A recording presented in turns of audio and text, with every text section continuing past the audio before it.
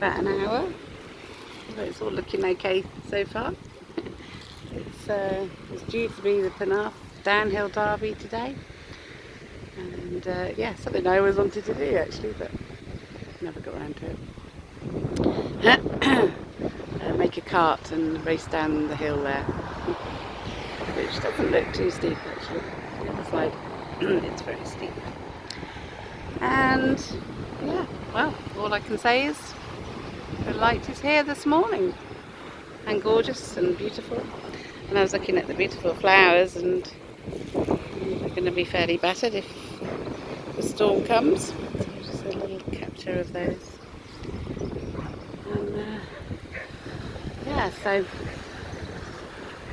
there's a little stone greeting on the bench here. It's really sweet. Does it say? Little ways to brighten your day. Post. Can't read where it says to post. Anyway,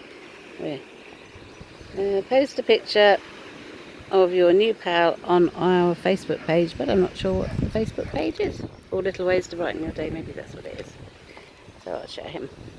Her. Actually, she looks like a her. Or are we allowed to say him and her anymore?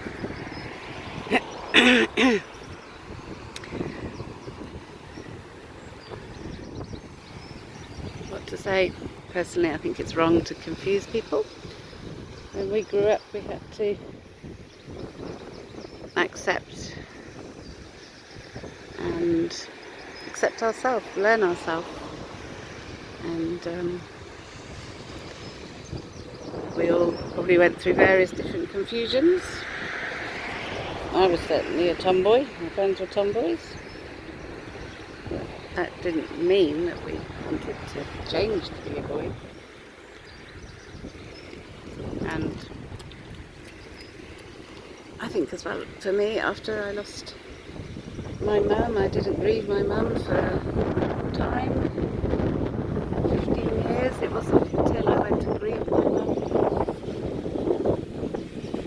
that I could accept my feminine self more so. So I wonder, I personally, I think children go into nursery too soon. I know many mothers don't want to go back to work instead of being with their children. They want to be with their children. And the whole system is designed to take the children away from the mother at a young age, and the house prices are too expensive. So when the light does return, there will be a crash of these stupid, ridiculous house prices. And may the family be respected and reunited, supported, encouraged, because it's where the sound mental health comes from, it's where the security comes from, it's where the faith comes from, knowing that life is many, many good things, it's so beautiful when we can attain to that love as opposed to the stress hormone. So I have my hashtag love is not a cortisol stress hormone, which is created from the divisions and the stresses that are promoted, marketed in the world at the moment. Everywhere you look, you're being tempted into something that you know is not good for you. You're being tempted to attain to be skinny, which that also brings infertility. You know, in the old days, a more curvy woman was, and actually in other countries, a more curvy woman is more fertile. But of course, there's a lot of money made out of fertility treatments, out of slimming products, out of medicines, pharmacia, Revelation. Pharmacia is outside of the kingdom of heaven, it's outside of the place of love, and I'm just doing a little video Oh, so just had a little chat with a lovely local lady. And yeah, it does actually look like clouds are coming in, the wind's getting up. Somebody's swimming down there, looks like they're coming in now. That's sensible. And so yeah, and so we must know that God does have a promise. We are in those end days, the last days before the return of Christ, before that return of consciousness. And so I'll share this poem, which is turning into a song. So I've been having singing lessons. never imagined writing poetry, and I never imagined writing a song or singing a song. But anyway, there we go. It's called Salvation.